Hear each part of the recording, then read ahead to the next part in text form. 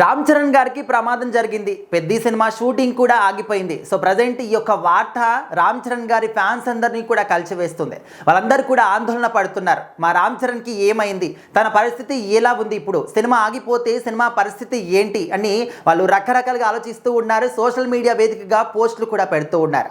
మరి రామ్ చరణ్ గారి పెద్ద సినిమా కోసం ఫ్యాన్స్ అందరూ కూడా 1000 కళ్ళతోని కళ్ళల్లో ఒత్తులేసుకొని ఎన్నో రోజుల నుంచి వెయిట్ చేస్తున్నారు. మరీ ముఖ్యంగా గేమ్ చేంజర్ సినిమా అది డిజాస్టర్ అయిన తర్వాత నెక్స్ట్ రాబోయే సినిమా పెద్ద సినిమా పైన మరీ ముఖ్యంగా బుచ్చిబాబు గారి మీద చాలా ఎక్కువ నమ్మకం పెట్టుకున్నారు. సో ఆ నమ్మకాన్ని నిలబెట్టుకుంటూ చిక్రీ సాంగ్ కానీ, రైరే రారా సాంగ్ కానీ, వచ్చినటువంటి పోస్టర్లు కానీ, జాన్వీ కపూర్ పోస్టులు కానీ, లేకపోతే రామ్ చరణ్ గారి లుకింగ్స్ కానీ, ఇంకా ఇవి చూసిన తర్వాత చాలా హై అనేది సినిమా పైన వచ్చేసింది అనమాట.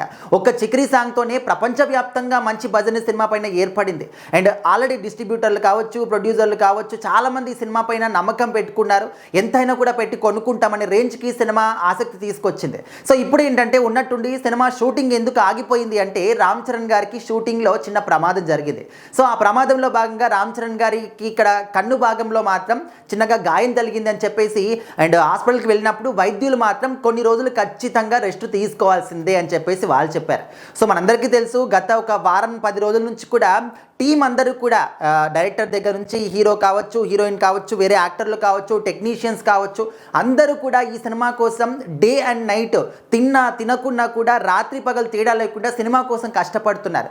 ఎందుకంటే సినిమా రిలీజ్ అవ్వడానికి అతి తక్కువ సమయం మాత్రమే ఉంది, ఏప్రిల్ 30 మాత్రం. సో మరి ఏప్రిల్ 30కి ఖచ్చితంగా సినిమాని రిలీజ్ చేయాలి అని చెప్పేసి ఎంత కష్టమైనా కూడా మనం పనిచేసి సినిమా మొత్తాన్ని కంప్లీట్ చేసి ఏదో ఒక రకంగా ఖచ్చితంగా ఏప్రిల్ 30కి మాత్రం సినిమాని రిలీజ్ చేయాలని ఒక ఆలోచనతోని, ఆ లక్ష్యంతోని వీళ్ళు మాత్రం డే అండ్ నైట్ కష్టపడ్డారు. సో మరి ఈ తొందరలోనా లేకపోతే ఏంటి, ఏ విధంగా జరిగింది అనేది అయితే తెలియదు. కానీ రామ్ చరణ్ గారికి మాత్రం షూటింగ్లో చిన్న ప్రమాదం అయితే జరిగింది.